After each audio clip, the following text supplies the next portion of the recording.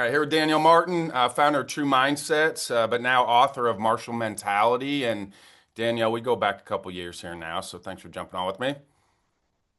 Of course. Thank you for having me. Yeah, I always like doing these in January. I think it's a good kind of reset where we get with peak performance people, and I'm not a big fan of New Year's resolutions, but I think this is the right time preseason for a lot of people to get their minds right coming into the season.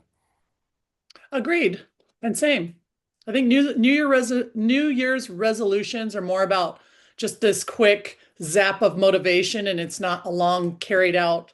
It's not like taking the ball and running it down the 100 yard to the 100 yards. So yeah, getting the mind right is kind of everything.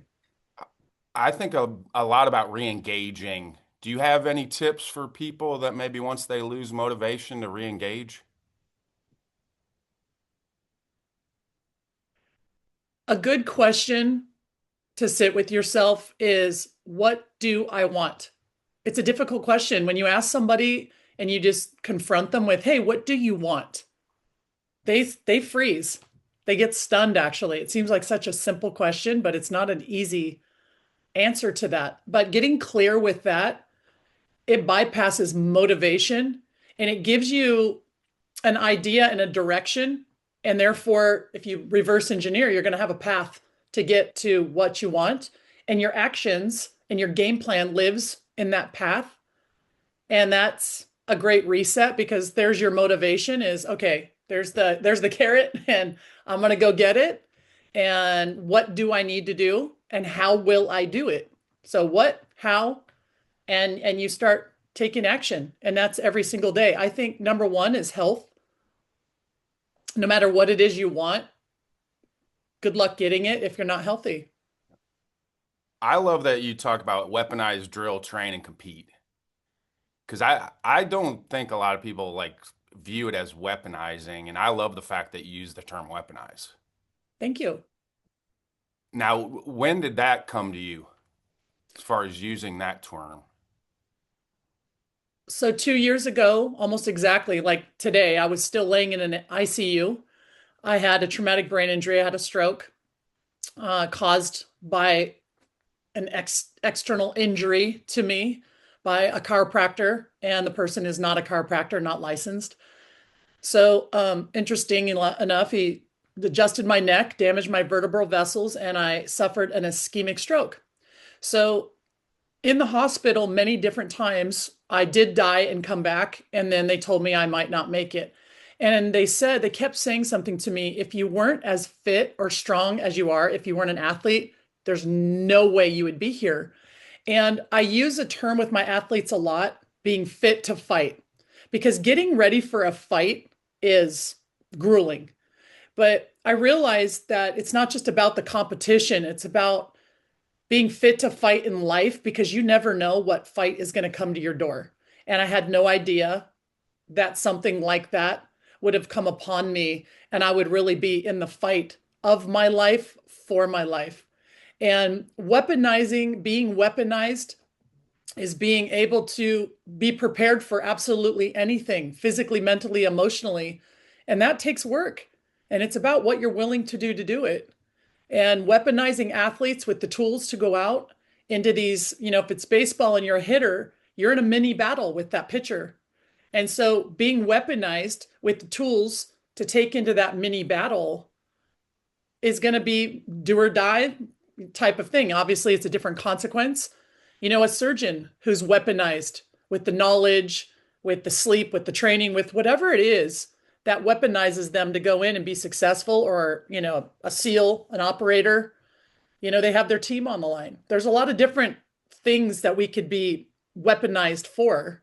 You could be weaponized to go work in a bank. I mean, it's to me, it's just really being prepared. It's learning, it's drilling what it's gonna take, training it, then competing with it. There's different levels when you're in a real fight of training for it. And that's kind of the process. So I started taking that process and applying it to a baseball player or a rugby player or a football, basketball.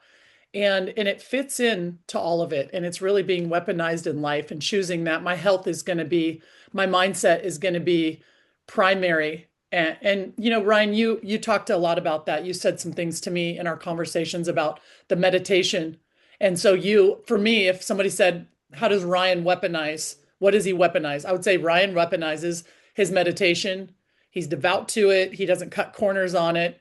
There, you know, you were really clear. It came across to me when we spoke, and you sent me some stuff and shared some stuff with me. So, you know, you could be, it could be anything. It's not, you know, it could be real weapons too.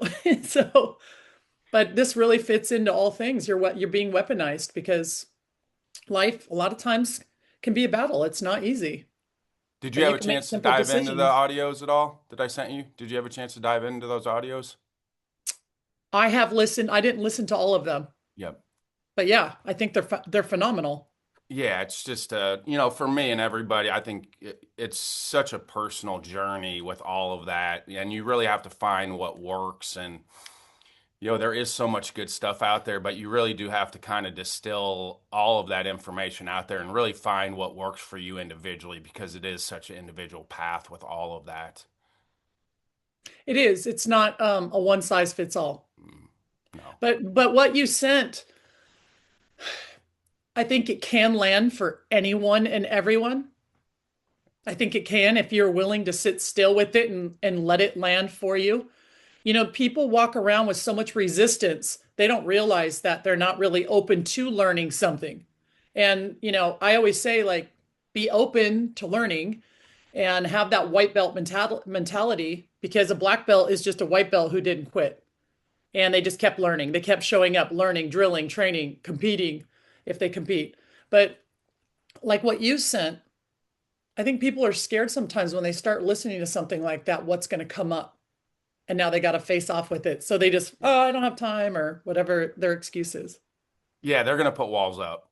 And, and the way that I explain it, especially as Americans, you have so much chatter going on in between your ears, and it's really hard to, and I think people think they're doing it wrong because there is that chatter, but that chatter is actually really good in the beginning. You just have to practice and sit with it, and eventually you're going to be able to redirect those thoughts back to whatever you're using in that quiet time. And that's why I do actually use the mantra. I think the mantra is the best place for that, to bring your brain back to that one singular thing. And my mantra is Shirang. I got that from a former player of mine at Iowa. So I use Shirang. That's my mantra. And it's a Sanskrit word. And when you dive into the kind of the science part of meditation, the mantra really does help bring back to that one either sound or frequency, to where now that's what I'm focusing on, because that does allow you to get down into that subconscious area, where if you don't have that, I think it's really hard to get down in there, because that monkey chatter is going to be going pretty crazy for a lot of people when they first sit. That's true. And I think a lot of people will describe that as overthinking. And we are the only creatures on the planet that can actually choose our thoughts over our feelings, and thoughts elicit the feelings. So when you're having all that chatter or overthinking and it keeps going and going and going, your emotions are like flip flopping, and that feeling to people becomes very uncomfortable. So they just, that's not for me, that I don't like it, or whatever their comment is. But we are the only creatures that can choose our thoughts. And once you cut through the emotions of whatever that previous thought, it could have been seconds, that emotion's going to linger and have a physical reaction even to your body, because we feel emotions.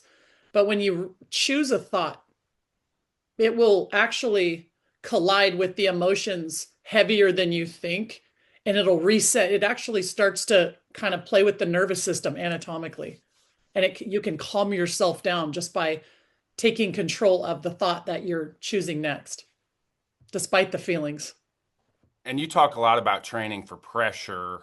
How do you help people kind of get into that headspace and in that adversity? And I don't really view it as adversity. I view it as opportunities.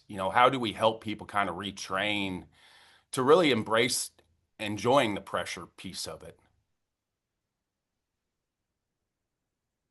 It's a good question. Everybody everybody sees pressure differently. What makes me confident might be different for you, and what stresses you out might be different for me. And pressure is a lot the same because what's pressure to me, some people may be like, "Oh my gosh, there's no way I could do that." And there's all different kinds of pressure. There's the emotional pressure, there's the mental pressure where maybe I don't know what to do in this exact moment. And then there's the physical pressure that people might have because of an injury or something else. So if you go through life trying to dodge and resist anything that involves pressure, you're not going to, someone has to understand pressure, Ryan, before I can support them to deal with it. So it's inevitable. And if that's all they know, then they're going to have a higher tolerance. And now when something comes and as it actually registers as a pressure to them, now that's where I can step in and support somebody in that space because I have something to say, like, hey, you look, you made it through this. So breath is number one. Breath is number one because when we come under any type of pressure or duress, our body is going to shoot over to the sympathetic nervous system, which is our fight or flight. They're either going to run from it or they're going to turn and face off with it. So to get somebody to understand that space and how to get to that space is number one, because now they're in a space where they can actually hear me and think clear. And then when I'm not there, let's say this is a pitcher or somebody, and they're feeling this pressure every single day in that specific environment, now they have a way to at least think clear and go, okay, I'm aware she did mention this, she said this would happen. And now they start creating a flow space or their own zone where pressure exists. And it takes some practice, but the number one thing from my experience personally, but also working with so many athletes that they come back and say to me is the breath was a game changer. So I would say that would be number one is really learning the right kind of breath at the right time to use. We're taking breaths because we breathe involuntarily. So a lot of people think, well, I was breathing, but it's specific breath. It's training, it's learning, drilling, training, and then competing with it. And I mean, once you move through it, you start recognizing pressure and instead of running from it, you're like, let's see. how many of your athletes have never really focused on nasal breathing? I've had athletes train nasal breathing where I had a catcher who said he could nasal breathe the whole game, which is beyond impressive, That's but awesome. that's just where he took it and utilized it. That was for him a very calming thing. It's difficult. It's very anaerobic to do that, but I mean, good for him. Whatever works for someone is going to work for someone, maybe different than someone else. Yeah. You've been very vocal about coaches kind of getting in players' way from an external pressure standpoint. And obviously a majority of our listeners are coaches. What advice would you have for them to really do try to get out of your athlete's way to allow them to have some peak performance?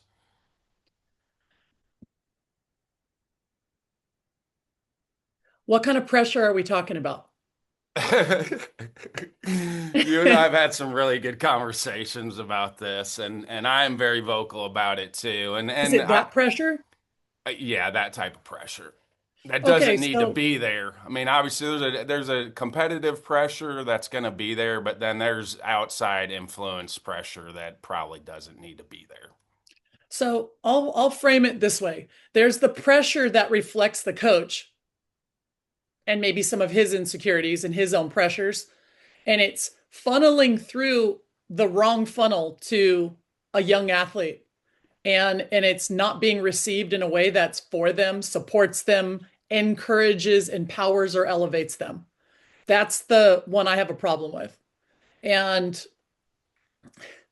I'm all about pressure, believe it. I mean, I trained for 20 years in a class with mostly men, and there's a lot of pressure because they're heavier than me, they're stronger than me, and understanding how to deal with that pressure technically and leveraging and figuring out my leverage points and pieces. But that's the physical pressure, and that happens in baseball, and that can happen from coaches too. Misguided pressure that maybe I've talked to you about this runs them into the ground just because they can. Um, I can't speak to all the instances and things we've talked about. You're either for these guys or you're not, and your legacy will be told by these guys many times. And if that's what you want, maybe you don't care. But I think there's some of us who are going to start calling the spades and confronting them to their faces. Maybe show up to the field. I don't know. I just it's inappropriate. It's getting old. It's not supporting kids. It's really hurting kids. And for these kids in these times, sometimes a lot of things are life and death. And I think we've seen that, and there's no place for that. This is a space they have worked relentlessly to get to. Regardless, it is not easy to play sports in college, and even high school. Some of these high schools it's crazy, but sports are such a positive, healthy channel, and we should want more. The more kids playing that we can have play is to play. I'm not saying coaches have to be perfect. Every one of us has our flaws. We're all here to learn. And that's why this is such a great environment, because it brings people together. And I think in these spaces, there's nothing wrong with accountability. There's nothing wrong with saying, hey, enough, enough. And hey, want to talk? You want to have a conversation? I'm pretty gentle, but I'm also equally firm on this, but it's hard to have compassion for a grown adult who gets a position like that and abuses it over and over. A lot of people are looking around going, how in the heck does this person still have a job? But they do. And, and some of them don't. But I'm not a fan of that. And that to me is not pressure. Pressure is a positive thing. I think, Ryan, you and I can agree with that. I don't see that as a pressure. I see it as an abuse tactic. It's not okay. I mean, how much of it is ego and fear It's a lot of driven by the insecurity. individual? It is, isn't it? It's ego and fear driven. It's ugly, and I am vocal about it. I'm not a fan. And I mean, it flips the switch on the fighter in me, because my instincts are to protect. I worked in very high level protection, and with a lot of serious training behind that, psychological, physical, tactical, combative training with that. So immediately yeah, and I've had different feels about this over the last 2 years since my own brain injury. And there's a part of me that just wants to go down there and be like, hey, if you think you're tough, pick on me, pick on someone who can really take it, and humble them. And the other piece of me wants to go over and say, hey, let's take a walk. No different than I would with an athlete, and be like, hey, let's take a walk. And what's going on, and support them, because if they're going to uphold that position, then let's find out. I mean, they're still a human. There's still a little person in each of us. There's a little girl in me that fell down, and I've had to go and pick her up, and it's painful. It's a painful process. I don't pretend to know what's going on. I try to assess, Ryan, quicker than I'll judge. But when this is years and years and years and years of accumulated beat up kids that don't want to play anymore, I mean, it's just enough's enough. And I have stepped in, and it's a fine line, Somebody has obviously. to. I mean, eventually somebody has to step in. It's a fine line, and I don't want to come out and be Yes. like this, hey, what's going on? But I have skills to step in, and I'm not going to sit silent. I'm also not going to go, face the world with iron fists. But some of these guys are getting physical with these kids. They're putting hands on the kids, and it's not okay. You want to put hands on someone? Let's step in a space to do it. Yep. Love it. Right? Love it. Hey, you talk a lot about focus, flow, and finish, and we hear the term flow a lot. Yeah. And I think people know or have that feeling. It doesn't happen a lot, but how do we kind of train to get into flow state? You 100% can create your zone or your flow state every single time you perform. And I train this with every single athlete I deal with. I do it through breath. I do it for balance. A lot of times a pitcher doesn't realize he's never even grounded himself on the mound, on the rubber, in the box, in the on deck circle, even center field at shortstop. There is no awareness to my balance, my starting point to the ball. And that awareness subconscious consciously and that energetic frequency of creating your own flow space or your own zone allows you to get into a place of alignment. So every swing I take is coming from a place of alignment. Every pitch I execute, every ball I'm hunting, they're hunting it in the outfield. They're jump stepping. A lot of my players will. Even a catcher, his balance is going to allow him to execute a pitch. And if there's a runner on, already be going after him, whether it's behind him or in front of him.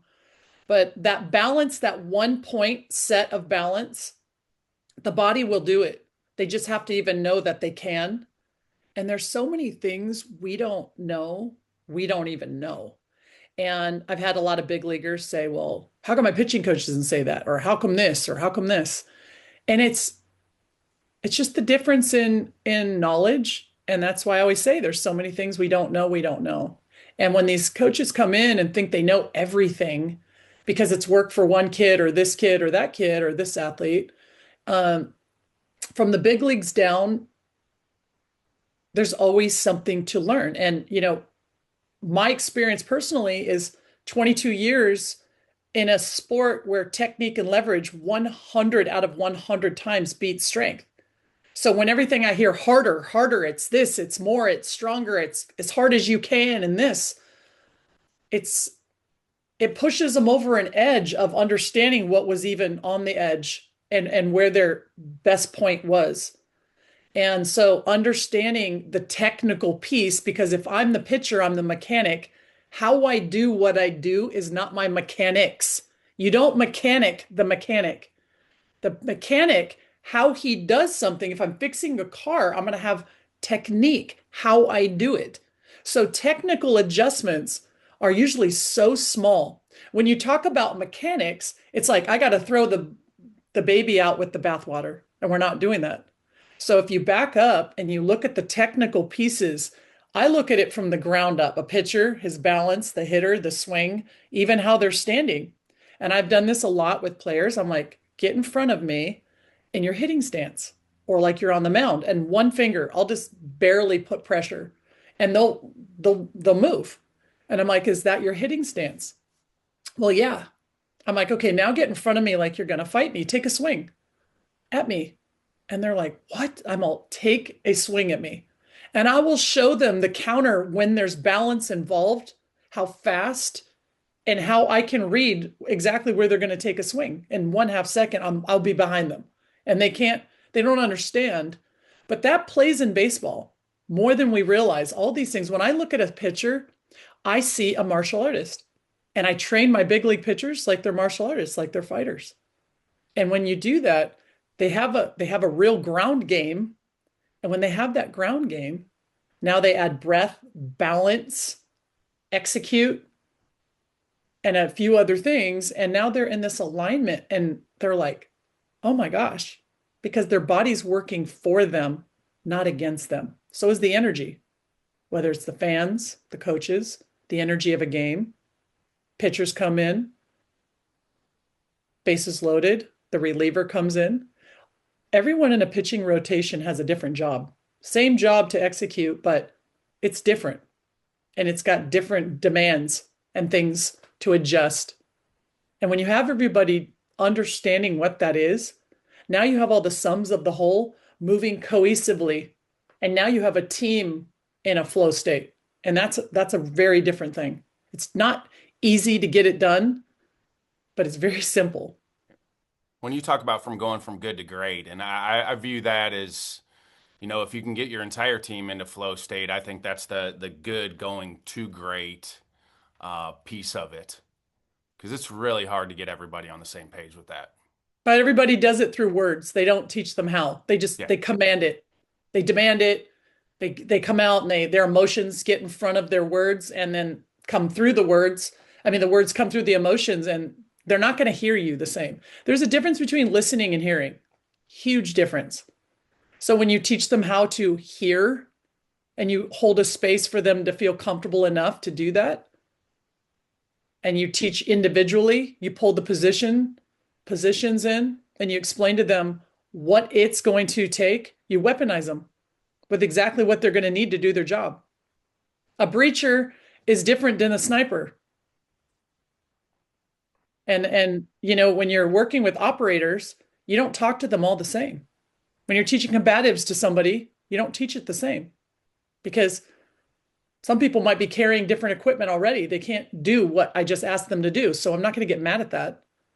The capability is not there, nor does it need to be. That's being on a team. And everywhere else, teams are coached very different. From in the elite team settings, it's not coached the way I see most of this stuff coached. There's a few coaches that get it. And if they want to get it, they're like, oh, D, come in. Let's go over this. This is kind of cool. Yeah, let me come bring in what I teach operators to do, to save lives, to take lives and save lives. Or surgeons, they're performing surgery. They need to be in an alignment. That's cohesive to what they need to be doing. And it's predictable that they're going to come out on top. The frame of failure is how this game has been played for hundreds of years. It's played through the frame of failure. I got to try not to mess up. I got to try not to strike out. I got to try not to walk this guy. Try doesn't belong in the game of baseball. It's way too technical. I either have to do it or not do it. And what do I need to be doing? The failure frame is all about want and feelings. Baseball does not care about what you want or your feelings. It steamrolls them. It breaks our hearts. Baseball hurts. Fine, fair. We're choosing it. Oh, I'm struggling. No, you're not. Baseball 100% will challenge you. You are being challenged. You are not struggling. Coaches, yeah, we're really struggling with this. Okay, so go yell more. Go make them run. Run them into the ground. That sounds like a great solution. How about ask? Oh, I'm sorry, you can't. You know everything. So there's a lot of really amazing perspectives and lenses I would love to hand to coaches because I don't want their jobs. Their jobs are not easy, by the way. Being a head coach is very difficult, but that should make you even more inspired and motivated to bring people in that are the best at what they do. It's called delegate. A pitcher's not playing right, center, and left field at the same time as he's pitching for a reason. Okay, the coaching situation is the same. You got to delegate, but you still have to. If I'm teaching fighters and I'm a black belt and I'm bringing those fighters up to be a black belt, that's what they want. I've got to stay ahead of them. Otherwise, I'm just going to let one of them take over and teach. Because why would I need to be there? If I'm not constantly learning and I'm not bringing something to them that's challenging them, they don't need me. They don't need me. So, I mean, I'm addicted to learning. I'm addicted to seeing how they're doing it, to learning even from what I shouldn't do. I see that a lot, and I've talked to really brilliant people where I'm like, oh my gosh, that's so cool. I might call Kelly Slater and ask him something about baseball. He doesn't know baseball, but some brilliance in his competitive elite mind. His brain is constantly operating in an alpha gamma brainwave, which is brilliant. Or Tom Brady, they're masters. All these Michael Jordan's and all these things, their brain, they're operating in a specific area in their brain. That's what they're operating from. I teach athletes how to get to that place in their brain. And now, once they do that, they build new neural pathways. So, neuroscience plays into performance in our sports more than mental skills. Mental skills is the little league level of any performance. And a lot of times it's not, it's being taught from a book. Page 12 does not sum up anxiety for an athlete who's behind, who's fighting for a position, who's about to be fired or lose their job. There's so many layers, Ryan, but it's fascinating. It's amazing. And the community that we have here needs to just lean in a little more and share and not be so threatened. Be assuming someone, yeah, it's competitive. There's people out there that want your job, I'm sure. I'm not one of them. But I'm a support. I don't help anybody. I'm nobody to help anybody. I'm just a support. And by the way, every single one of us needs it. I've been an elite athlete in my life. I've won world championships and I've eaten absolute shit in some of them. Okay. I've had my shit handed to me. Okay. But in all those moments, I still needed support when I was down, when I was up, when I was in between. I couldn't have gotten there without training partners. I couldn't have gotten there without my mentors, and the humility it takes to be a leader, to be a front runner, to be somebody who's out there having a voice or speaking up or doing something. You are going to have the people that love you, and you're going to have a lot of people that hate you, that are taking shots at you. So what? That's why you weaponize yourself. That's why you stay strong, you stay healthy, and you lean in and you have your support. You have the right people to lean into. This community is full of those people. We just don't lean in enough. How are you able to block out that outside noise? Or how are you I don't helping your block it out. how are you helping your athletes? It's easy to kind of let that outside noise come in sometimes as a human. It's human nature to allow that noise in sometimes. How are you helping your athletes? Because it's going to be out there. I mean, if you're in the public space and you're the public setting, there's going to be outside noise. How do you help people develop some of that resilience to not even focus on it?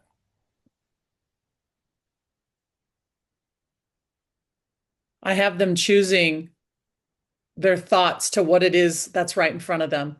It's no different than teaching a hitter to reset before that very next pitch. It's asking them what they want. It's asking them what are they doing to get there. It's moving forward. It's action forward. And there's lots of ways. I mean, I can feel anxious and get up and take a walk and kind of walk it off and walk this energy out of me. Sometimes you got to cry it out. I mean, I've been healing from a traumatic brain injury that it's difficult to pass away and come back, because what you see when you pass away and come back, it's difficult to come back. Healing hurts. I always thought healing was a happy word. It's actually a really difficult word. And I'm tough as nails, but there's times I'm just throttled. I sit, I get rattled, I'll cry. I might not know the solution. Like something might really bother me, and it feels like such a big fight, almost bigger than me. How will I get through that? Moments. I mean, all of us have doubt. All of us had the thoughts of, like, what if I just don't want to be here? It gets dark. And a lot of people, athletes especially, they go down rabbit holes and they're there. I kind of I'm a pit walker. I'll get in the pit with you and I will find a way out, because it just takes a spark of light and I'll find a way, because I won't quit, Ryan. That's the biggest thing. I don't quit. I spent a month out in the British Columbian wilderness on a TV show, and I never thought, what's this going to serve me? In Whistler, in the whole month of October, 10 degrees with the clothes on my back. I lost 27 pounds and my body was dying. It hurt. It physically hurt. And there's so many things in life just that we've already been through that are still teaching you, when you actually sit in that discomfort and you don't grab your cell phone to try to escape it, and you just sit with it. And if it brings you to tears, it brings you to tears. I'm I'm an emotional person. I mean, I face the world with a lot of armor at a lot of times because I've had to. My background, that's how I was conditioned and forged. But through all my own humility and through other people's, I get to walk alongside some of the greatest athletes, and I'm in these moments with them, and they fall down, they fall hard. When you're that high up, you fall really hard. And it hurts. And not a lot of people have compassion for those people because they're like, oh, well, they have this and they have that. Or why is he striking out? He shouldn't be. He's getting 300 million. Why is he doing this? And why is he that? Everybody's so quick to judge. But if we sat back and we just assessed for a minute and go look in the mirror and start there, assess there, and assess other things, tap into, let those emotions come. There's there's no pill I could give. There's not one thing I could say. Being a human is really bright sometimes, and sometimes it's really dark. There's a lot of doubt and it hurts. And being resilient, I can't be resilient if I never fall down. A lot of parents, kids, I mean, not kids, but parents and coaches like, these guys need to communicate. They need to be accountable. They need to be resilient. I want my kids to be resilient, but you never let them fall. Give them a safe space to fall. Communicate, coaches, after the game, instead of talking for a half hour, 45 minutes about the game, let them talk or say nothing. Ask them to communicate. I mean, humans were messy. It's Oh yeah. not perfect. I don't know. I don't know what to say. I mean, Your your guys that make it to the big leagues, what are their biggest challenges? One getting there, but then also staying there. sustaining being in the big leagues. Yes. What was the question about those guys? Their challenges of one maybe getting there, because I think that's that when you talk about the good to great, you talk about a minor league and anybody that gets an opportunity to play professionally, like you're good. But then to get to that great part, that's obviously there's a lot of luck to getting to the big leagues. There's a lot of obstacles in their path to get there. But what are the things that kind of help them get through those challenges, or what are their challenges to one get there, but then also sustain some sort of a career at that level? Because it very rarely happens. Good to great. Talent. You can have talent and be good and get there. Being great is about what you're willing to do consistently to stay there.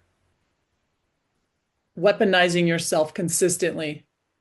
Just because, you have a good game doesn't mean that tomorrow's going to be the same. Baseball's a very difficult sport in that sense.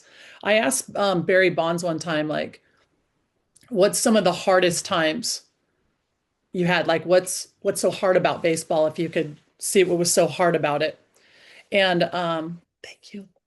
And he said, when you have a 9 game hitting streak, that's when it gets hard because the pressure's there. And the pressure is that he was talking about was the comfort that 9 games can give you. Oh, I'm good now. Yeah, I'm 9 game hitting streak, go into the 10th game. And when you're comfortable, complacency strikes. So staying hungry. And that was something he said that stuck with me is staying hungry, staying as fierce the next day and the next day. That same fierceness you have when you haven't gotten a hit, that feeling of like, I really have to do this or I could be out of the lineup or lose my opportunity. And that's such a fine balance because you don't want to get into try zone or play to impress zone. So staying hungry and what are you willing to do? What are you willing to do when you've gotten your contract? Maybe you're in your arbitration year. You can't just really go in extra that year. What are you willing to do to sustain? That's up to each individual player.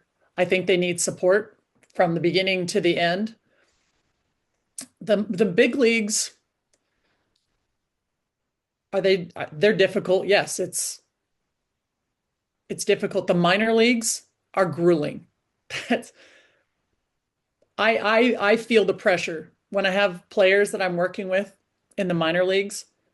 I feel their pressure. I mean, I have a kid in the minor leagues now, and knowing what he's gonna be up against, it's grueling. And it's really grueling the most I see when they get to about AAA and they're teeter-tottering. They get brought up, they get sent down. They get brought up, they get sent down. And finding what they need.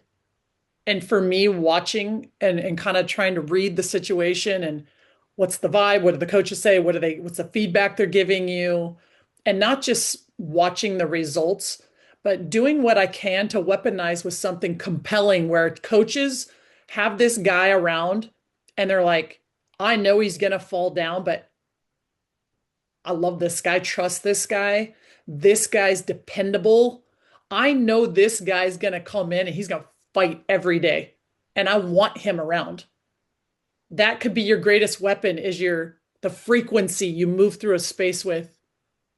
That is huge. The kids that are wanting to be recruited at a high school or the college kids where the scouts are showing up, your infield, outfield, that frequency you bring out into that space, the way you hustle when you don't have to, because it's just infield, outfield, or whatever. The willingness to stay hungry for the knowledge, for the things that add to your feel, not your feelings, your feel. Very different. The willingness and what you're willing to do to be great is the biggest difference for me between being good and great. Let's get into the book a little bit here. I love the title, Martial Thank you. Mentality. It's a great title. Thank you.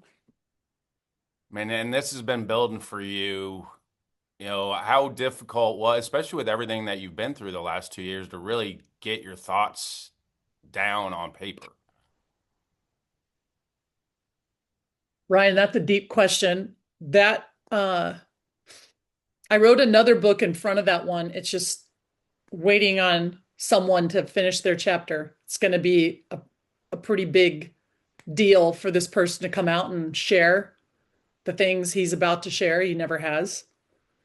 And I won't say that yet until that's done and it's on its way. That's then a we'll good talk teaser. about that one. That's a maybe good maybe if we teaser. can, I'll try to bring him in. I'll try to reel him into this podcast. That's a good teaser. I'll Love it. do one of these. But martial mentality, I was really inspired because when I go out to college teams and I'm working with some of the younger guys and even some of the big leaguers are like, Dee, do you have a book or anything? And I'm like, I do, but I don't. When I came out of the hospital, I had to learn to walk and talk and do everything again. I had to learn to use my left hand again. And so I started doing things that would, like a guitar, making my fingers move, just this. I mean, such simple stuff. But the whole right side of my brain, you know, I have a lot of parts of my brain that'll never come back. So in all essence, I shouldn't walk or talk. So doing this took me a lot of drilling and training, believe it or not, typing. So I just started typing and the inhibitors in my brain gone. So I started seeing so many things and simplifying even more. And martial mentality, I told you I see some of these athletes as fighters. They're just fighters and they're out there fighting their battles and doing their thing and using technique to do it. They're the mechanics. And I started seeing a lot of clarity between offense and defense and what allowed me to survive, what has allowed me to come back and work my way back to being great or good at anything or even just break even. And what was I willing to do? So the martial mentality and the martial mindset is it's about discipline. It's about that willingness to even dare to want to be great and to put yourself out there to be vulnerable. And then the alignment piece of our heart and our mind and bringing those two things together is a big deal. And now we're talking about some of the vulnerabilities of and frailties and strengths and the power of a human being. And diving in a little bit about what that is and what that takes and then how to do that was my goal for this. It was such a technical kind of project I was looking at, and I put together an outline and some things, but then I just backed off and I just sat down and I just was like, when it comes, it'll come. And then all of a sudden, in the last, I would say 5 months, it was every day. And I'm like, thank you, God. This is amazing. And I just started being willing to whatever it took. If I was sitting here all day, all night, in between all my calls, I did not move. And I wrapped it up. And then I was like, well, how do I publish this? And what's going to be on the cover? And the cover, I talked a little bit about in the beginning what that cover is. So I did a TV show for Discovery Channel, Ultimate Ninja Challenge. It's on the Discovery app, but I spent a month out in the British Columbian wilderness. I got asked first to come host the show, and it would be hosted with the last surviving ninja because I used to work for Fox Sports and I used to be a TV host. And I was like, yeah, I would love to do that. I get to meet the ninja. And so then Discovery, too many chiefs, not enough Indians, and they changed their mind. We don't want to host. So the producer was like, Danielle, will you do the show? I'm like, no, I'm not a survival like that. That's not my thing. So I had to learn how to make a fire. I mean, it was the hardest thing I've ever done, aside of laying in an ICU and fight my way out of that too. Okay, the ICU was a little colder, even though it was about 10 degrees. It got up to 26 degrees the whole entire month I was out there. My clothes on my back, bears, elk, wolves, you name it. So starving hurts. But the ninja, I got to meet the last surviving ninja. And the cover of that book is actually a real scroll that was painted to me. And I was sitting here probably 4 weeks ago, and the publisher calls and they go, what do you want to do for the cover? And I said, and I looked over right here on my desk, and there's this little tube, and it had the scroll wrapped up in it. And I was like, let me look at that again. And I pulled it out and I laid it on the floor. I took a picture. I threw it into Chat GPT and says, what does this mean? Because it's a Japanese sanji, or kokoro is what it's called. And it meant heart and mindset. And then I remembered the ninja painting it right in front of me, his signature's on it. And he said, for me, he watched the whole show back. He goes, we didn't have female ninjas or samurai.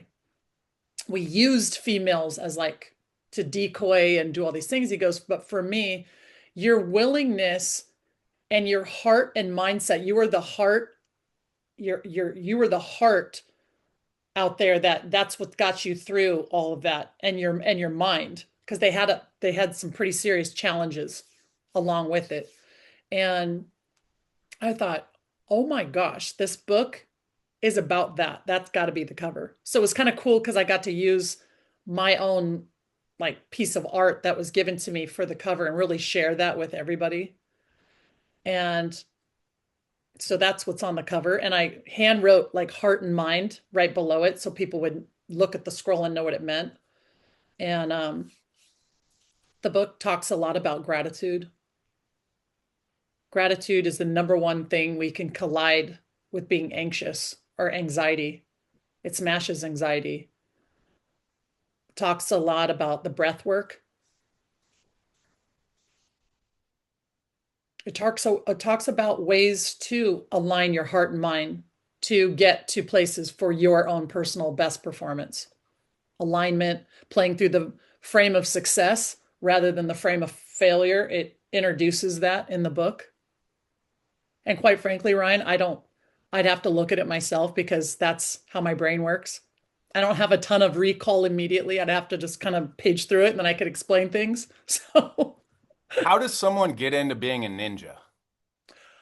okay. I went to the birthplace of the ninja when they flew me to Japan. I spent a week with the last surviving ninja. Why is he the ninja? He's government appointed. He is the last one that has the scrolls for 1,000 years. Awesome. And he's going to take them with him, I guess. I went to the oldest dojo. I think it was built in 1841, and it's the oldest one in the world. The ninja and the samurai, they were not messing around. Their tools, their weapons are no joke. They were farmers by day. You would walk right by, you would not know you're walking by one. They were some of the hardest working people, smart, very discreet, no ego. Um, it's hard to even put across in words what that was like and what learning that. Oh, so you're driving down the street in Iga City, which is the birthplace of the ninja. Everything's kind of ninja there. And there's schools. And you know how we drive by a school in the blacktop and they're playing basketball or they're playing, dodgeball or something. These kids are out there with these wooden swords and they're doing katas. Samurai schools are still there right now. So it was amazing. It definitely impacted me. I thought, wow, there's a lot more to the world than I thought. We're capable of more than I thought. Starving for a month, I had 2,000 calories in a month, and then being able to keep your brain thinking under such pressure and duress that was meant to break you or kill you, and then having to take on challenges and use the parts of my brain that were working out there between the freezing cold and the pressure of wanting to compete, not quitting in the worst situations, pouring rain, water, the cold, the water, the dirt, the ground, can break you. Mother Nature is no joke. It's the most beautiful. I would look up and be like, that's the most beautiful thing I've ever seen with my eyes, and it can kill me. Like, talk about your mind being like, what? And baseball, if I hold those two together, there's so many layers through my experience with all these athletes from the top down, including myself. There's so many parallels. It's such an incredible, powerful sport. It's the most difficult sport. And I'm not taking away from any other athletes. Rugby, I've worked on as a mental performance for a rugby team. They are tough son of a guns. They're pretty amazing. Baseball is so technical. It's so much like jujitsu. It's technique and leverage beats strength a lot of the time. And when you are so understanding of technique and leverage and you add your strength and you put on weight and your velo and all your stuff, it starts to work for you, not against you. And I'll tell you, we have not even scratched the surface of what an athlete is capable between those white lines. For a fact, we are not. We have not. All right, everybody has to answer a fail forward moment. Is your accident, is that a fail forward moment for you? Something you thought was going to set you back, but looking back now, it helps you move forward? Because I feel like you're a different person in a lot of respects now than you were 2 years ago. I agree. Fail forward. Ryan, what was taken a big chunk of my brain, like my music, I don't hear music the same. There's been a lot of challenges with this. I've never been so scared aside of my oldest. He had a heart surgery. He passed and came back to at one point in his life. But I'm so grateful it was me, not my kids, not one of my family members or friends. I feel like I'm not built for this because I'm tough. Doesn't mean I deserve something like this to happen. It's awful, but at the same time, yes, there's been so many gifts, including I don't know where that book came from. I shouldn't even be here. So to write a book, even my doctors were like, this is a miracle. I don't know what's going on, Ryan. Is it fail forward? Yes, I guess so. I'm not a victim. I can't complain. I feel so blessed, so grateful. I want to be able to give and share whatever I've brought back to everyone and anyone I can, just to make them better, and especially the coaches, because their influence is so powerful. I wrote a letter to the coaches in that book. Is it fail forward? Yes. By God's grace, yes. And 2 years ago, you were supposed to come speak at the convention. I mean, I was that was literally right before you were supposed to come to the convention. I was in the ER. I remember speaking about it. My sister's like, "You were so worried, like, I have to get on a plane, and she goes, I felt so bad. I don't say I'm going to do something and not do it. So that was Yeah. devastating for me. And the amount of energy and prayer, and I mean, my sister had my phone. She goes, "You won't believe how many people are praying for you." And so much so on Twitter that Elon Musk introduced himself, like was asking, "Who are you? Like, how do you have this much love coming your way by a big handful of a community I had never met?" And and it put wind in my sails. It definitely did. And I was walking. I wasn't supposed to walk. They told me you can't walk. And I unplugged the alarm off the bed and I was finding ways to walk and move my body. And yeah, it hurt. It hurt to miss out on that, but I also felt the support, and I got to be there 1 year later, which was my first flight that I was even allowed to fly. What are you looking forward to the leadership hot stove this year?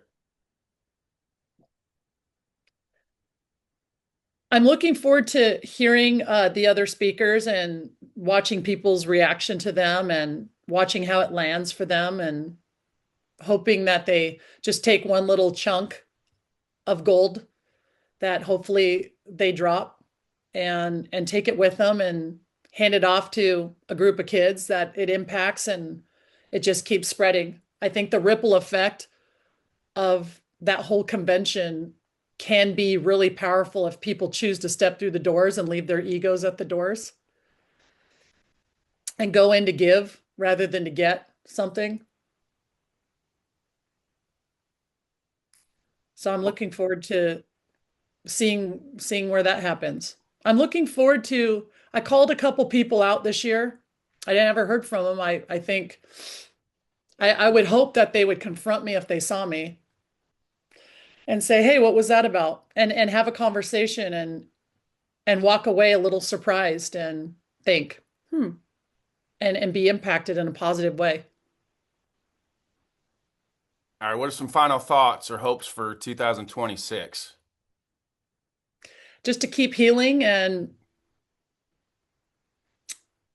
allowing my impact to scale this year. I'm not gonna just work real quietly with one roster. There's a chance I'll be scaling to a bigger position. So we'll see. I'm grateful for every day. And I know that sounds like fluffy and tacky. It's It's true. not. Gratitude is the best place to be. I am. I'm grateful for every day, and I'm open to where some of these things take me. I'm putting it out there, and I think that's gonna adjust things, shift things, and keep doing a lot of what I've been doing, and just keep learning and seeing what comes through and capturing it and putting it down in places that I can send it off and share it. Where can people find you? They can find me at Danielle at truemindsets.com. That's my email. They can find me at True Mindsets on Instagram, or official Danielle Martin. That's my personal one on Instagram. And then Twitter, it's Danielle 138252, I think. I don't know where my phone is. So Danielle 138252, I think, is the Twitter. I usually use that just for kind of baseball and checking out other coaches, teams, baseball stuff. And yeah, but my email, that's my personal email. You can contact me. Um, Ryan, what are you looking forward to for 2026? Oh, buddy. My word for this year is peace. So I always In the direction of peace? peace. And for me, peace has multiple meanings. One, obviously that inner peace I think people want to try to get to, but peace is also a goodbye too. Like in my generation, Gen X, you told somebody peace, it meant goodbye. So I think it's a Oh, yeah, twofold. like peace out. Yeah, yes. So, so yes, there's two. That's the Gen X in me. I think there's two meanings to that word. So, I've used gratitude quite a bit. Gratitude's been a one word for me. I've used that a lot. Going back to some of the Buddhism stuff, non-harm, I think is a big one that I've used in the past too. Where you're trying to treat people right. But yeah, I'm looking forward to it. But I try not to look too far down the road. I think you get into that trap of looking too far down to the road. I do really try to stay in the present moment at all times. I'm a huge Bill Murray fan, and I've mentioned this before. The Bill Murray stories, if anybody's never watched it, go watch it. Bill Murray's he's also a Buddhist, but he does try to live in the present moment at all times, and I think that's the best place to live and be in that type of headspace of really taking what each day brings to you and not overthinking any of that and really enjoying where you're at and the people that you're with and wherever that is. I really do try to enjoy, being in the present moment with the people that I'm with at that time. And then you move on to the next instance when you move on to it. So, but I appreciate you asking that. Appreciate it. Yeah, I was curious. Yes. All right, Danielle, thanks for your time. See you here soon. I Thank appreciate you. you. Thanks for having me.